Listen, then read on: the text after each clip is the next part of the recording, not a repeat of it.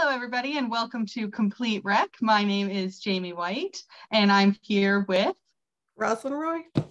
And we're both with the Rec House Press. I'm based out of the Bay St. George area, and Roz is from Port aux Basques. So we are here today to talk about healthcare, because as we all know, healthcare is probably one of the biggest, I want to call it an issue in our region, actually across the whole province, because there have been, it's just a multitude of issues with healthcare. And so we wanted to focus on that for this podcast because we feel like it's a big one and it's something that has to be discussed. For sure. Yeah. And so first off, we're going to go with our sponsor because we have a sponsor for this episode. It is East Haven Funeral Home. When there's a passing in your family, you don't need to be worried about sudden expenses and decision making.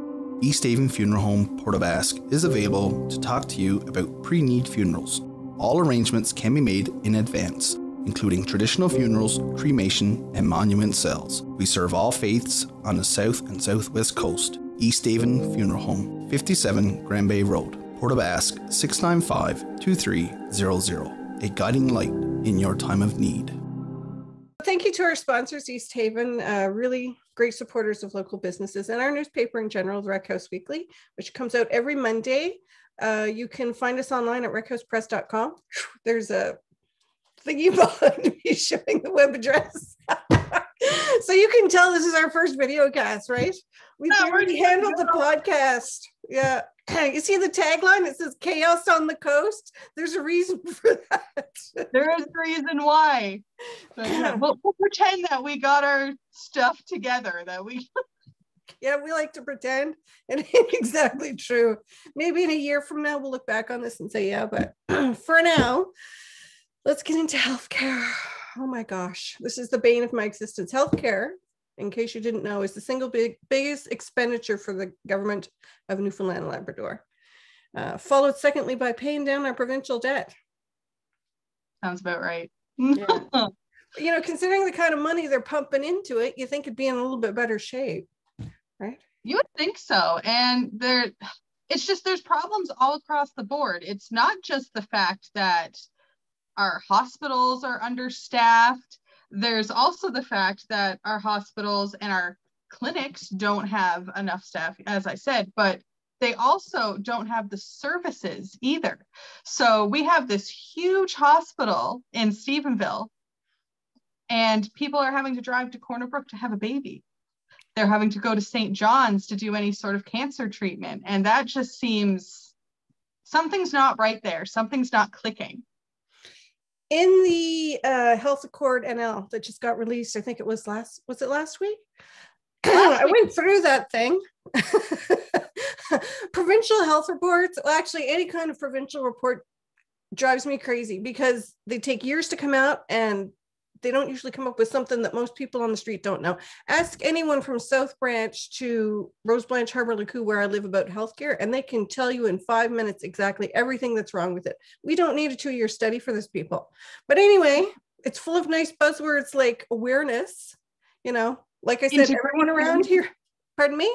Integration, regionalization, what stakeholders, or particularly love stakeholders, meaning, you know, the general public, I guess. But anyway, we knew what the issues were before this report ever came out. All you need to do is talk to anybody. Your family's been through it recently with the healthcare system. My family is going through it with the healthcare system. You mentioned cancer treatment.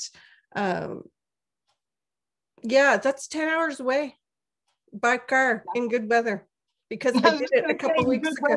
Yeah, I did it a couple of weeks ago, and that's a one-way drive, right? And that's not free. Like the price of gas, even before the recent hikes. Yeah, you get maybe $400, $500 back from the government, but the hotel stay, $1,500 for 10 days, right at $150 a night. So, and then there's food, there's the gas, I don't know, but every time I pack, I forget something. So you got to go out and buy clean underwear because you forgot that, right? Like, then there's medications. So this stuff is not free. Yes, we are in a country that has socialized medicine, but it's not free to drive down there and back. My favorite is Markings. You leave Port aux Basques and you got to drive down there, or you can go, I guess, to Deer Lake and fly if that floats your boat. Personally, I would have to be unconscious to fly. Step ladders bother me. You can forget about planes. So you drive down there and you get your markings for your cancer treatment, and then you drive all the way back, and then the next week you can go down again. Right? So this is 4 trips. And if you need that treatment more than once, like if you have to have surgery, if you have to see specialists, like the cost, and if you're a senior on fixed income, because our demographic is skewed towards seniors, or if you're someone like us, we work, how much time are we missing from work for this stuff, right? Just to go into Corner Brook for a test, because I've had to do it for myself, to go into Corner Brook for a test, it's a 2.5-hour drive from Port aux Basques, the way I drive. I guess you could do it in 2 if it's the summer and you feel like speeding with the moose on the road, but it's 2.5 out and 2.5 back, plus your treatment in between. So you've lost a full day's work if you're not retired or, you know, super rich or something. So right off the bat, you can talk about regionalized healthcare. This report said, you know, having regional hubs for healthcare, they already exist. Port aux Basques has a hospital up there, Dr. Charles Legros, just like you have the Thomas Roddick Hospital. Yeah. They used to have childbirth there. It hasn't been a baby born in Port aux Basques for 30 odd years, unless it was by accident because they couldn't get her out of town and, you know, fast enough. Yeah. They used to do surgeries up there, and it's perfectly capable. But what it is a palliative care home. It does emergency treatment. And if you need anything, my mother broke both wrists, not at the same time, thank heavens, but she's broken both wrists. Each time necessitated a trip into Corner Brook to reset them. This is a broken bone. What is the point of that up there? It's a palliative care ward. It is not a functioning hospital. So yeah, regionalize your healthcare centers, but make sure that you've got doctors and services there that can turn it into what it needs to be outside of and nothing against that. They do great work up there. None of this is directed against the staff, but they're not given the tools and the resources they need to do what this report suggests, which is, you know, better local services. The catchment area for Port aux Basques extends from South Branch down to Rose Blanche, Harbor Lagoon, and even Lapoille, right? They come across here for their healthcare. Yeah. So we have like all the Cape St. George for Sir Thomas Roddick Hospital, and that's what, hour and some away from where I'm living. And it's just this huge area of people who have to drive an extra 45 minutes on top of the hour drive they already have to take to get into town. And if it's an emergency, that 60 minutes could make or break somebody if they do not have the proper services to care for them in the hospital that's supposed to cover their region. That's a huge problem. And like there was a story done on it, and she gave birth on the way to Corner Brook because she couldn't make it there in time. And that should never happen. That should not happen to anybody. And when you're going through cancer treatments, like my mom, when she went through it, she was going back and forth to Corner Brook for her chemo treatments. They can't do chemo treatments at the Roddick Hospital? They can, but evidently the doctor that she had deals with the ones in Corner Brook and was more comfortable sending her there because she hadn't dealt with the people here. And I don't know exactly why that is, but it seems to me like an underutilization. There's people there who can easily do it. I think it's why aren't they being sent? I think it's safe to say both hospitals being underutilized. They do lab work up here, blood work, and they do chemo treatments, to be fair. So, you know, at least you don't have to go all the way down to St. John's for your chemo treatment. But what I'm hoping to see, and I can't recall the report, I don't have it in front of me. What I'm hoping to see is like radiation treatments, right? Which my loved one is going through. There should be some facility for that on the West Coast, even if it's in Corner Brook at that new big hospital they're doing. Like, I'd rather drive 2.5 hours. I can come home in my own bed that night. People can come home in their own bed that night and, you know, be surrounded by their loved ones instead of, well, I'm a week down here and it's costing me $2,000 just, and I'm fighting cancer. Like, how miserable is that? And they're already miserable. Like, I can't imagine, because I know that when it comes to chemo radiation, like, you'll be in a lot of pain, physical pain as well. You're not just going to be feeling sick. And the state of the roads in Newfoundland, and every single bump that you go over probably feels like you're going to die. And it's just like you're in absolute agony. And we're putting people through that because why? Like, it doesn't even make sense why. And there's fully functioning OR suites in the hospitals. We have at the Sir Thomas Roddick Hospital a maternity ward, but you can't have a baby there. I think a lot of it comes down to staffing, of course, right? Which I was pleased to see that the province is trying to build a plan for staffing to attract more doctors. I don't want them all in St. John's. No offense to St. John's, beautiful city, but like, can we have some over here on the West Coast, please? You know, these specialists, not just all the way down there. There's got to be a way to have cancer treatment out here. And I know the town of Stephenville, not the West Coast healthcare, the town of Stephenville is putting up money to try to attract doctors to the Sir Thomas Roddick Hospital. Like, that just blows my mind. I mean, yes, all the towns have I know Port aux Basques does that they take locums on tours and try and say, you know, this is a great place to settle, and it is. But as a doctor up at this hospital, there's only going to be so much you can do before you have to turf them out, because you just do not have the resources, right? And that's why I said it's nothing against doctors, but they're not given the tools they need to do this stuff. So even if there is a specialist here, you know, they can't give you radiation treatment because they don't have that necessary equipment or the resources that they need. So I think it's a mixed bag of why, but what do we do about it? Problem. And the health accord, like you said, I'll reiterate what you said, because this is nothing against any of the healthcare workers. Because in all honesty, I think the healthcare workers in Newfoundland are among some of the best. For sure.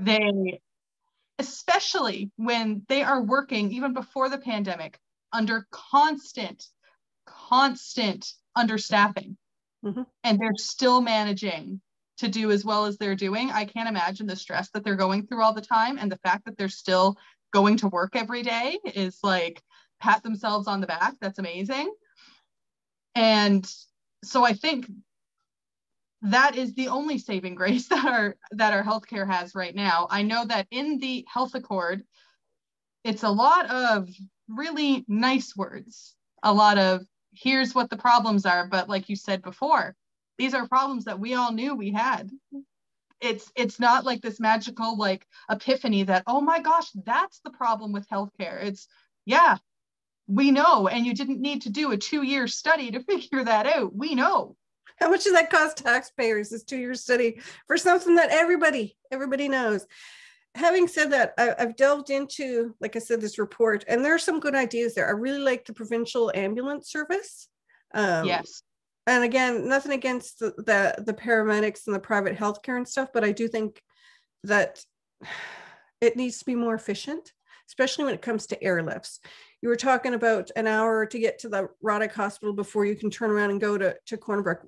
Rose Blanche is 40 odd minutes, and that road is just like, you know, it's been cut off in the winter, and it's not the best road to be zooming up if someone's in labor, right? You hit a bump, they're going to give birth. That's it.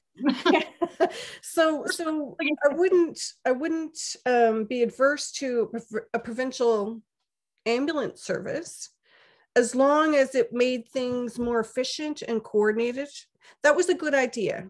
Again, same thing, use the existing facilities for regional hospitals. Good idea. There is some good ideas in here. If you can wade through all the awareness and the the stakeholders and all this kind of stuff, if you can get through that, then yes, there are some good ideas in there.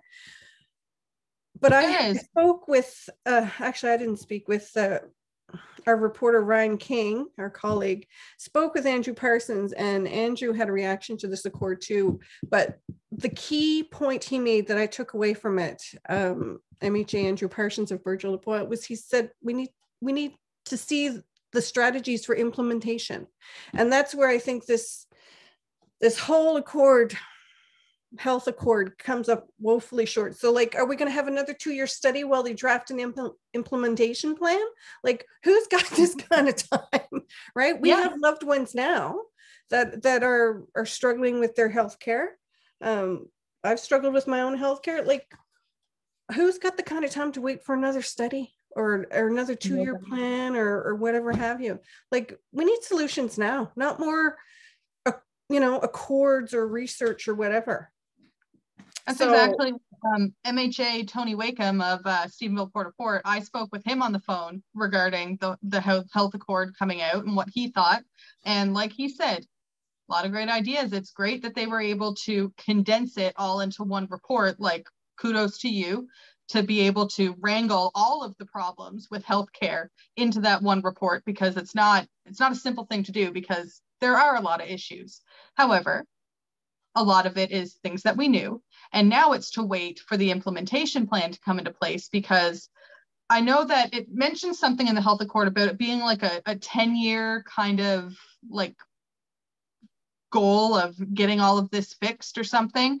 But 10 years, we cannot wait 10 years to see anything done. So what is going to be done in the here and now to fix the bulk of the problems, or at least to try and, bring more surgeons or specialists and family doctors? Because like, what is it, 6 or 9? I can't remember now how many family doctor slots that are still missing in Stephenville. I thought it was 9.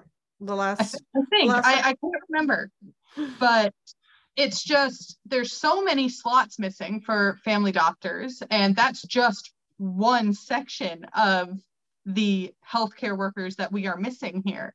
So we can't wait 10 years. The poor doctors that are here already that are trying to take on all of this caseload, the poor residents who haven't had a family doctor in a decade, like, they can't wait another 10 years, and they shouldn't have to. And another point that MHA Tony Wakeham said was that people are having to go to, and now this is nothing against them because they're absolutely great, the nurse practitioners, and they're having to go there, but they're having to pay money out of their own pocket for these appointments. And nobody should have to pay for their healthcare in a universal healthcare system. If anything, there should be a plan in place so that if somebody doesn't have a family doctor and has to go to a nurse practitioner for an appointment, there should be something in place that somebody, like the government or somebody, takes care of that, because it's not the person's fault that they don't have a family doctor. No. Speaking of time, let's see how one of our colleagues has dealt with his healthcare issues over the years. We're going to talk with Stephen Hiscock of Burgeo Broadcasting System. Well, Burgeo Broadcasting, he's just the greatest guy, and they're really lucky to have him. Love Burgeo, and he shared with us his story. So why don't we talk to Stephen and learn his challenges. I think he goes back to 2007. 2007 or 2008, and it's a really interesting story. So we'll go and talk to him next. Yeah. When there's a passing in your family, you don't need to be worried about sudden expenses and decision making. East Haven Funeral Home, Port Basque is available to talk to you about pre-need funerals. All arrangements can be made in advance, including traditional funerals, cremation, and monument cells. We serve all faiths on the south and southwest coast. East Haven Funeral Home, 57 Grand Bay Road, Port Basque, 695-2300. A guiding light in your time of need. This is Stephen Hiscock with Burgeo Broadcasting. He's joining us today to discuss healthcare and his experiences with that. Hi, Stephen. Thank you for joining us. Yes, here are you, and thank you very much for having me. We're good, thanks. So why don't you tell us about your story, I guess, what you want to discuss about healthcare? Well, I spent probably close to a year in the healthcare system, in the hospital, because of ulcerative colitis. my longest stint, I think, was like almost 3 months straight. I went in December and didn't get out until March. Wow. That was 2007 to 2008. So yeah, there is a long-winded story to get up to that if you wanted to hear it. It's up to you how much you're comfortable sharing. Was your experience with healthcare back then, like, do you find healthcare has deteriorated since then? Like, because you're obviously dealing with this is not something that just goes away. Well, to be honest with you, I cannot say whether it's better now than what it is then, because then I was there a lot. Now I'm not there hardly at all. Right? Okay. Well, that's good. But yeah, it was ulcerative colitis or Crohn's, which is like a sister kind of disease to the ulcerative colitis. That's what they thought I had at the time, and but ended up it was ulcerative colitis, and so 2005. I said 2005. I started getting symptoms of like, you know what I mean, blood and stuff like that. So started going to the hospital, and then they said, yeah, you got irritable bowels, and started me off on some Hiscock and stuff like that, and everything was going fine, and then all of a sudden I just had this major hit, and then I ended up in the hospital in Burgeo. Okay, then, so this was all in Burgeo. You hadn't gone outside of your local hospital for this? No. Okay. So this was in Burgeo at first, and but no, thankfully, in Burgeo is so small, everyone knows everybody, and everybody is so nice, and they help the stupidest way they can. And my aunt at the time, I think, was still there. She wasn't retired then, but yeah, it was. Big experience in your mind to have to be in the hospital and stuff like that. But then they decided to send me to Cornerbrook. They wanted to try me on a drug called Remicade. Remicade helps to suppress it and keeps it in check. But it's not something that stays working. It's one of them drugs that can become ineffective and stuff. So they tried me on that. And then ultimately it come down to like the point in which I was going to the bathroom 45 times a day. Wow. Can you imagine? Can you imagine having to be in the bathroom 45 times a day? That's misery. That's some kind of That's pretty much your whole day. Yeah. Right. So then what started happening was that it started coming out as fast as it went in. So it started to smell the same coming out as I was eating my food. So when I go eat food, it smelled bad. You know what I mean? And so I stopped eating. So I say 2 weeks, well, I was 104, I was 185 pounds, and in 2.5 weeks, I went down to 130 pounds. That's really scary. Wow. Right? Yeah, so at the time, I was only 25 years old. And so, you know what I mean? My doctor at the time was like, hey, look, you're a young man. You're leading into probably getting bowel suicide, but I definitely do not want that for you, and da-da-da. But I was saying to myself, I was like, I know that what you want from me, but I want to be able to live a normal life, right? Yeah. So, but anyway, I decided to try it, and I was good for a little while, right? For a little while, and then I decided to go to college. I went to Stephenville. I'd done heavy equipment. I got through it and stuff like that. And then when I got back out, I decided to buy a place in Burgeo on my own with my girlfriend at the time. And then I guess with the stress, because apparently stress makes osteoarthritis worse and everything else, and doing all this stuff, I went back in the hospital December 26th in 2007. Boxing Day. Boxing Day. So at that time, they're like, "Hey, yeah, we're going to have to hook you up to some IVs, and you could add morphine if you want." I was like, "Oh, really? Morphine?" morphine and Gravol. I was allowed to have morphine every 4 hours and Gravol every 6. And I actually had myself on a schedule. In that 3 months, I did become a morphine addict, because in those 3 months, I never eat any solid food. They would not allow me to eat solid food. So I was hooked up to these 2 IV ports, and they was just keep me alive, just by fluids. And so when they started coming in, and I was waiting for the surgeon to come back from his holidays. Wow. Yeah, so that's why it took so long. He didn't come back till the end of February. So, but in that time, me and my parents tried to get other doctors to have a look at me. And they said, "No, you need this doctor. This is the doctor." And so that's the doctor I seen. And he said, "Yeah."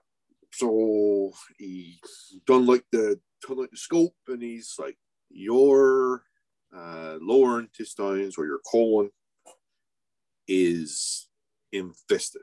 Is infested with ulcerative Crohn's. We don't know until we does a biopsy." So they done that, and yeah, you need surgery ASAP. I'm like, "That's what I've been trying to tell you." So I said, "You know what I mean? So get it done." So but then my main doctor is like, "But you're 25 years old. You know what I mean? Are you sure this is what you want?" So I said, "I want to be able to live a normal life. I've been here long enough." So anyway, I had it done, and woke up in the ICU, and they couldn't keep me there very long because they had these other things on the go. So they moved me out to a semi-private room, I say, pretty shortly after I was in the ICU. And that first night, I remember, because, I mean, well, it was vague, but I remember that I was throwing up. And one of the, not the nurses, but what's the other ones that's RNs? What was it? Nurse practitioner? Yeah, maybe. No, the other ones is actually at the hospital, but are not really nurses. Oh my God. LPNs? LPNs, yes. Okay. Yes.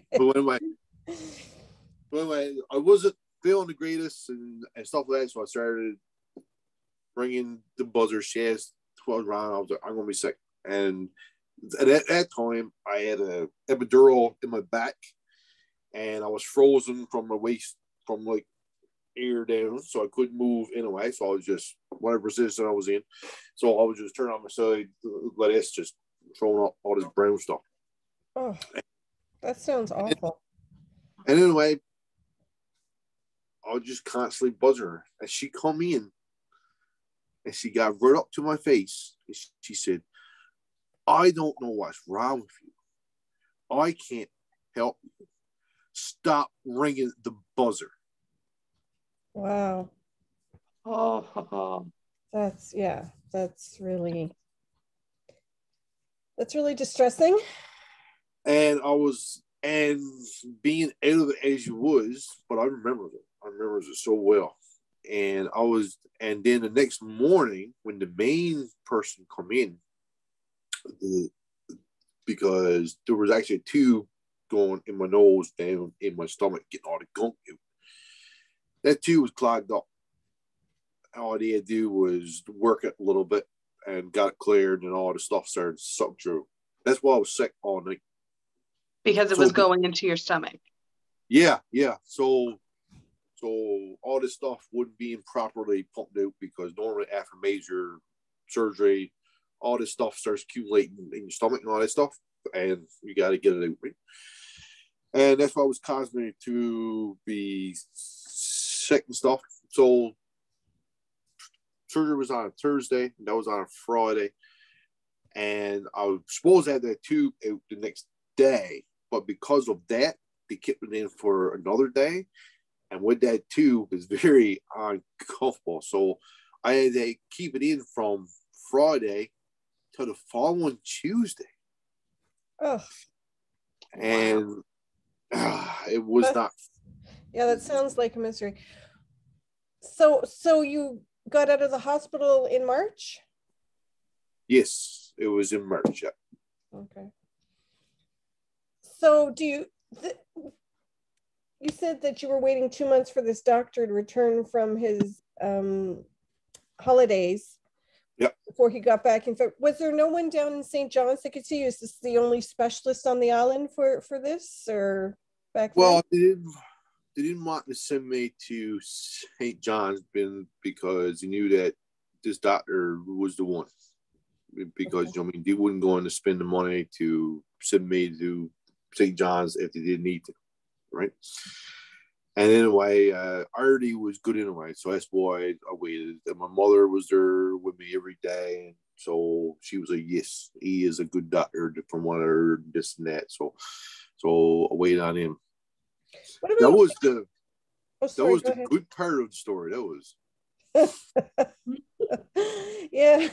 What about expense, like for healthcare? Like your family's there with you every day. You're 2 months in hospital. Like, did they have relatives to stay with, or were they driving back and forth every day? Okay, you had family. Okay. Yeah. Thankfully, we had family, and also too, thankfully, the people of Burgeo at the time, through like the Lions Club, they usually has like a special bingo for people and stuff like that.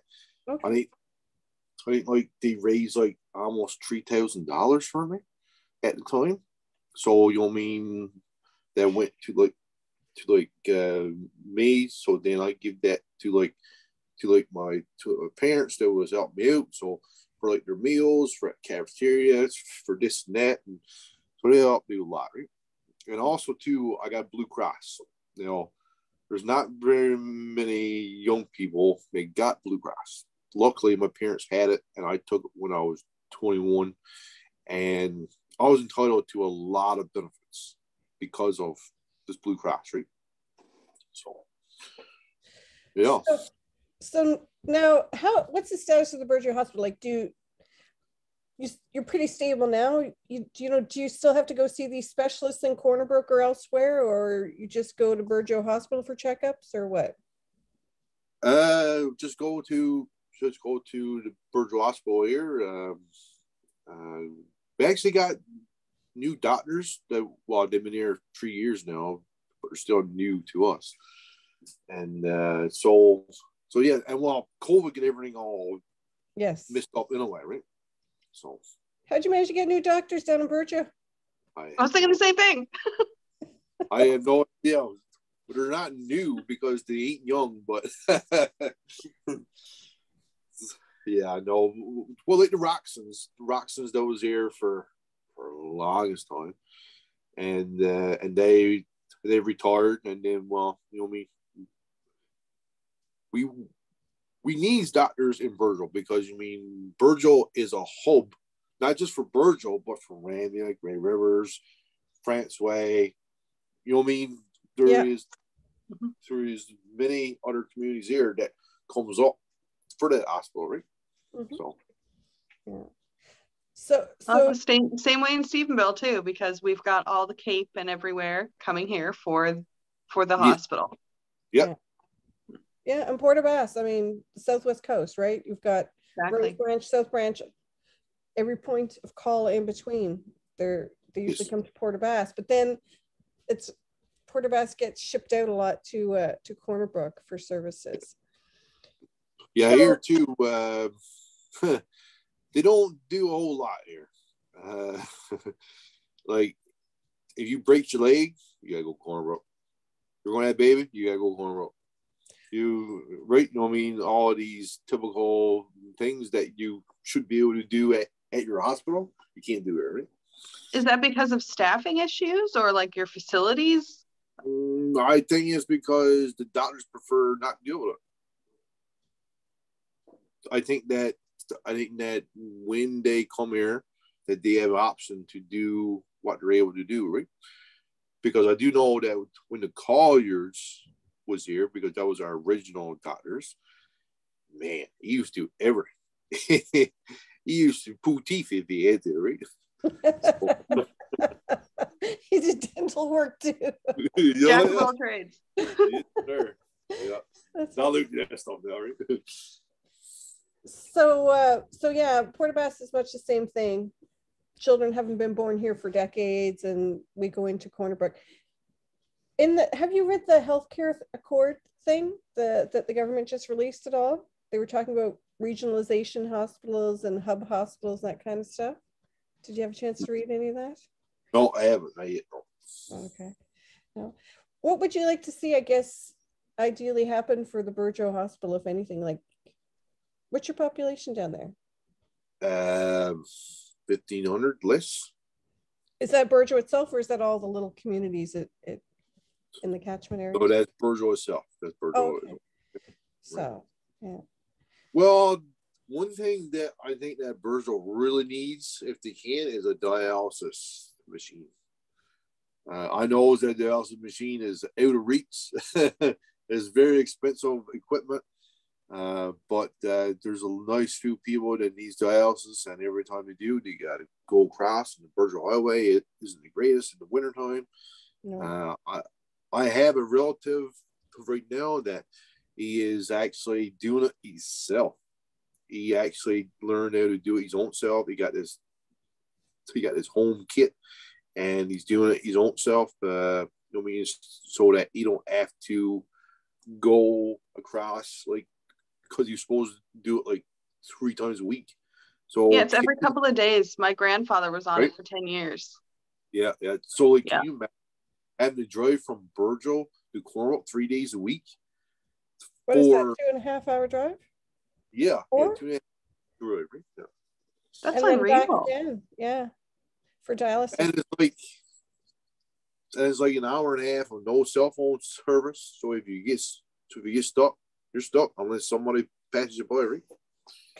What about chemo and blood work and that kind of stuff? You guys do that at the Burgeo Hospital? They don't do chemo, but they do blood work and x-rays here. Okay. So very basic services at Burgeo Hospital, I guess. Yeah. Well, like our hospital is like basic services with like blood and x-ray, but we also have palliative care. So that we do have like an elderly spot there. That's what pretty much is keeping the hospital going, really, right? Yeah. So, how much is the dialysis machine? Do you know? Oh, I'm not sure. It's not cheap. No. $100,000 probably. How many people do you have down there would use it? Like you had to guess? A lot of them. A lot of people. Yeah. We eat good down here. We do here too.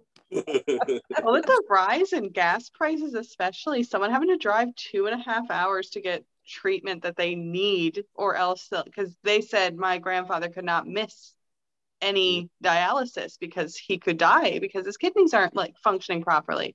So the fact that in order to not die, they have to drive somewhere 2.5 hours, spend all that gas money. Yeah. Get the treatment and then go home, or else you're into a hotel and food expense as well, right? Exactly.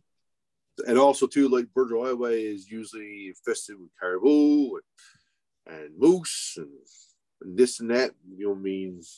It's not the best road. I've driven it multiple times. Ooh, the road itself is better than what it was. Well, yeah, the unexpectability of it is bad, but it's like, and it's like, I like the roads and the turns and stuff like that. Like you would hit the moose before you even know he was there. Yeah.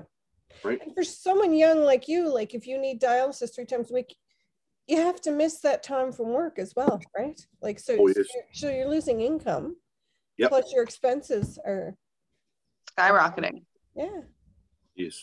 Now, in talking about all this, have you heard anything about this new portion of government that's trying to regionalize the areas? Yep. You heard about that? Yeah, I've heard a little bit about it. We can discuss that as another podcast, but we can discuss it. You can come back for that, and I'll actually send you some links about that if you don't have the information already. But happy to have a chat with you about that.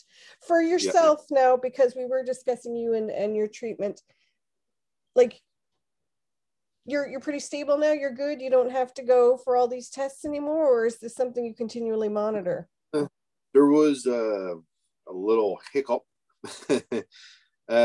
Before I had all this issue, I had psoriasis. So very bad psoriasis. So, and actually, in fact, if you have ulcerative colitis and psoriasis, you have the gene in which that you will also get arthritis as well. So the treatments covers the three of those things. So when I was sick, I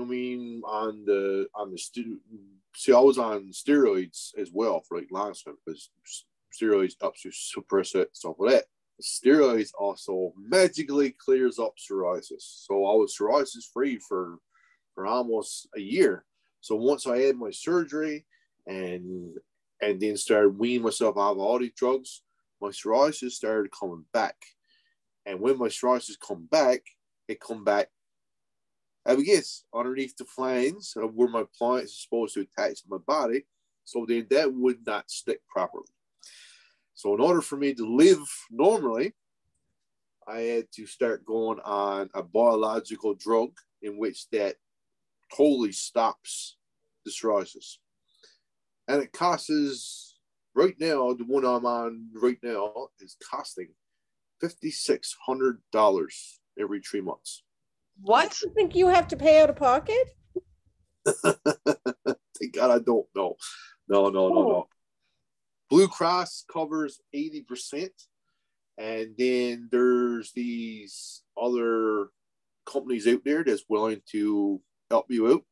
And there's a lot. You know what I mean? They're like, right, how much would you be willing to pay? I said, well, I would feel bad if you pay for it all. So I said, well, what about $50? Oh, no problem. You could have said $10. So when I goes and gets my drug, I pays $50. That's amazing. That's good. But for someone without healthcare, that's misery, right? It's more cost. Yes, and make the best of it, it's a self-inject 45 milligram needle in which that if you miss it up, you ain't getting another one. So luckily, the head nurse here in Burgeo, I went up and spoke to her and said, hey, look, I got this needle I got to take every 3 months. Would you mind if I come up and you inject it into me? I would feel better. No problem. So every 3 months, I call her up and say, hey, look, I got my needle. Can I come up? Yes, no problem. So she comes up. She injects it into me. And that's it. Because, you don't want to waste that, right? No. So. Okay, well, I think that's all the questions we had for you. Jamie, do you have anything else you want to ask him about? No, you pretty much covered it. My biggest question was just basically how you're feeling about in Burgeo, whether or not you needed more services there, if you needed more staff, if you guys were having the same issues that we're seeing in the Southwest Coast and on the West Coast when it comes to no family physicians. And okay, yeah. Well, here the hospital seems to be running pretty good, even with the COVID restrictions and this and that. And but yeah, the outside Burgeo is a different story. There is different things, different people. I suppose too, when most of the people that works at the hospital here are from Burgeo, everybody knows everybody. You know what I mean? You can't get away with nothing. So if one person does something bad, then everyone knows it, right? So that's awesome. Can't get away with nothing. That's no, awesome. get away with nothing. No. Okay, well, I think we'll wrap it up here and leave it here. But thank you so much for joining us, Stephen. And we'd love to have you back anytime on the show. Perhaps our next podcast could be about regionalization. We can talk about that. Absolutely. Yes. Okay. Well, Perfect. thank you so much. And we'll be chatting with you soon. Stephen Hiscock from Burgeo Broadcasting. So that was Stephen Hiscock of Burgeo Broadcasting. He's so fun. I love chatting with Stephen all the time. Yeah, it was good. It was a nice interview. It was really good. Yeah, we'll have to have him back on the show. So what did you think of his story? What jumped out at you from that? Well, the biggest thing that jumped out at me was mainly because my grandfather was on dialysis for about 10 years. And luckily he lived here. So he only had to go to Stephenville Hospital, but it's every 3 days or every 2 days. It's 3 times a week it worked out to be. And if he didn't go, like they said, if you don't go and get your dialysis the 3 times a week, you cannot miss a day, you cannot be late, you will not make it. Yeah. And people out in Burgeo not having a dialysis machine and having to drive, because we're talking about treacherous roads. Now you got to go on Burgeo Highway all the way for Stephenville to get dialysis. I mean, how many years is that? I know it hasn't happened lately. We haven't had the biggest severe winters, but like the road reports for that, even in the summer, like I suppose, hopefully he said it's not as bad as it used to be, but that thing in the winter, like you can't drive that thing in the winter when the winds are blowing and you'll go off into, you know, you go off into the wreckers. No, you'll go off into the bogs, like you'll end up lost. Like I wouldn't wish that road on my worst enemy in the winter when it gets into such a state. So what happens then? Like, you know, I know they can airlift out, but if you can't see to drive the roads, can the helicopters fly? Like exactly. The guy that's sorry. No, go ahead, make your point. Yeah, it's the three times a week that you have to go usually. And again, we're talking, it comes back to the price of gas. It comes back to the price of everything. So now people have to go drive that far, spend that much money in gas to get to Stephenville, Corner Brook, somewhere that has a dialysis machine, and go back and do that 2 more times that week. Maybe the guy that's doing his own dialysis will rent it out or teach everybody else how to do his dialysis. Like, that's what blew my mind is some guy got his own equipment and taught himself how to do dialysis. Like, next we'll be doing, like, I don't know, poultices on the legs or something again, like we used to 1,000 years ago, because there's no healthcare out in the middle of nowhere. So this is, now we're doing our own dialysis. Yes, by golly. Good for him for figuring that out. Like, I learned how to crochet and I thought I was doing good, and he's doing dialysis at his house. Like, right. Like it just it blows my mind. And then Stephen, $5,600 a month for a needle, and if you miss it, like, you ain't getting another one. You know, it's lucky he doesn't have to pay for it out of pocket. But again, this is a country with universal health care plan, and these are out of pocket expenses for a lot of people. Exactly. Not everybody has the type of, like, if they have extra insurance. Some people don't have extra insurance, they just have the MCP program. So, like, what do they do if it's not covered? I know that someone in my life has a medication that they take, but even though they have their MCP, they're still having to pay $150 for this medication every month, because it's that particular medication, that brand is not covered. No. So yeah, and you know, if you need the pill or the medication to live, like, we have a lot of community groups. He mentioned, you know, that the Lions Club down there helped him. And we have community groups here. The Lions Club in Port Bass is great. But the fact of the matter is, they shouldn't have to cover that. Like, it's great that they fundraise and they do that, and there's GoFundMe and all this kind of stuff. But to me, like, this should not be an issue. Like, we should be able to just, like, okay, you need this treatment, go up to the Port Bass Hospital here and get it. Like, why I got to drive 10 hours down to St. John's, right? Shouldn't have to. Yeah, it's a bit much. Speaking of healthcare and money, because this is where we're at, one of the recommendations in the report, and I bust out laughing when I read it. You know what I'm going to pick on next? Universal Basic Income, UBI.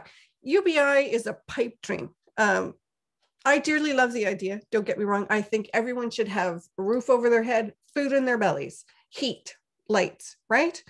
Yeah, and they shouldn't have to choose between them. Yeah, there are countries in the world where universal basic income is a way of life. They don't all sit at home. They still work. They have their luxuries. They have a better quality of life. They have more children, since we're in a declining population. But first of all, Newfoundland is broke or coming up on it, right? Like, we do not have money. Our second biggest expenditure after healthcare is paying down that debt because of years of mismanagement. And this is a point John Spencer, former mayor of Port aux Basques, made in his letter, because he loves to write letters to the paper. We'd love to have him. He makes the greatest points, but he's got a letter coming in the paper on Monday, and he makes the same point. Like, yeah, it's insane that this costs us money. We should have a universal basic income. We shouldn't have to worry between heat and lights and medication. So because I've had so many people on interviews that I've been doing, and a lot of stories that I covered, there was always a bit of an undertone of what this pandemic has done, or what the rise in food and gas prices are. Everything comes back to that, and almost everybody is somehow either worried or affected by it. Like, even the Guardian Angels program that's for seniors, and I was talking to Tracy Boland and telling me stories about how people they're crying. They're so happy to get this help because they had to choose between food and electricity last week, kind of thing. And that is, nobody should ever have to choose between necessities. And then you throw healthcare in the mix, and medication or travel expenses. And what happens to your little minuscule pension budget? It's gone. It's gone. So now you have to rely on the kindness of strangers, GoFundMe, or your Lions Club or your Salvation Army or whatever have you. And it's great that people step up to the plate, but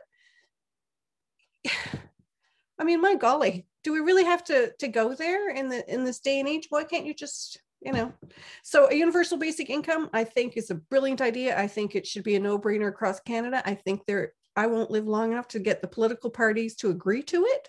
I'll never see the political parties agree to it, and they'll never afford to fund it. So I love the recommendation. I think, if nothing else, you should have UBI for seniors. But absolutely, because I know seniors, like the stories we could print in the rec house, and we don't. Like, seniors living on $13,000 a year, right? Like, well, am I going to pay rent this? Like, $13,000 a year. Think about that. This is poverty level. Are you going to pay your heat? You're going to eat, or you're going to get kicked out on the street because you can't pay your mortgage? Like, pick your poison, right? Yeah. People are keeping their heads barely above water, and that was even before this pandemic. Yeah, and then the pandemic comes in, the gas prices skyrocket, the cost of food skyrockets. Now you got this thing happening over in the Ukraine, and they're saying that, I don't know if it's actually going to happen, but they're saying that the gas prices are going to skyrocket again. And I'm just like, I can barely afford to get from point A to point B as it is. Some people can't afford to get from point A to point B. It's just... Yeah. Well, gas prices were skyrocketing before anyway. I mean, since when didn't big oil gouge? But anyway, that's a whole nother rant. But so those were the top 3 points for me for the healthcare. Was, regionalization of existing facilities and universal basic income, and staffing. Like, what are we going to do for staffing? My big one. We have not enough doctors in Port aux Basques. I had a doctor, and they left and went to St. John's, and no one came in and took over those patients. Now, I was lucky enough that I got taken on by another doctor. Not everyone did. And you always see people on Facebook, like any doctors taking patients, any doctors taking patients. Otherwise, you're off to the ER up there, and you can go get your test done at Corner Brook and they'll send them back to the ER, but you have no family doctor to coordinate all this. You know what I mean? Yeah. And things can get lost in translation that way. They can completely get lost. And I think that because you brought this point up before, that the town of Stephenville is doing like the recruitment retention program. And the thing is that's not normally something that is dealt with at a municipal level. No. And yet, because nothing is being done on a provincial level, nothing's being done on the federal level, the town of Stephenville has decided, that's it. We're going to champion this. They've been talking to ministers. They've been talking to the people involved with the health accord. And Mayor Tom Rose, I've done numerous interviews with him about everything that the town of Stephenville has done. But on top of that, like the retention and recruitment packages that they offer to have healthcare professionals come here, including like leasing a vehicle for them for a certain amount of years. Like they are putting a lot of money and effort into this. But not everyone can afford that. Like Portabass does, bring people around and locums and try and get them to stay here, but they cannot throw $80,000-$90,000 at it the way the town of Stephenville is and say, if you stay here and sign for this many years, you'll get this money.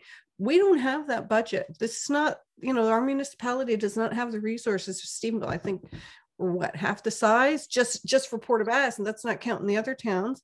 And Stephenville, God love them, they came up with the money, and I hope they get their doctors. But like, what about for little municipalities like us that can't afford that kind of money? And this is where the provincial government is supposed to be doing this. They should be the ones coming up with incentive packages to get people to the different regions of the province that cannot afford, the municipalities that cannot afford what Stephenville is able to afford right now. Because Stephenville is a bigger center. There's a lot of industry coming in here soon. From what I hear, there's a lot of businesses here anyway. So they are able to have a bit more of a surplus. They can afford this, but not every municipality, like you said, has that option. So this is where the government should be coming in, and they should be like, okay, nobody's coming here. What do we do to get them here? And they come up with a budget. They come up with a plan to bring doctors and specialists to Portabask, to other areas in the province, because there's a lot of small communities in the province with perfectly functioning healthcare centers that are being underutilized. Exactly. So like, we're not asking them to stick them all the way up on top of, the mountain up there. We're asking you to come to a place that has a healthcare center. So like the facility is there. We just need the staff. So what's going to be done? I don't know. Like I said, hats off to Stephenville. I hope they get their doctors, but by the same token, I don't think they should have to resort to that either. No, the municipality should not have had to take it into their own hands. This should have been something that was done by the government. But, I really hope that they're able to get their doctors. I really do. And I hope that an implementation plan from this health accord comes out sooner rather than later, because 2 years, what was it, November or something, 2020 is when this was announced. And so that's 2 years, over 2 years that we have been waiting. And this report finally came out. And now it's just a report saying, here's the problems that you already knew. Okay. Yeah. What are we going to do about it? Yeah. You get some. Honestly, I thought that's what we were waiting for. I thought that's what was coming, is that it was going to tell us this is what we're going to do to fix it. Not here is another report telling you what the problem is.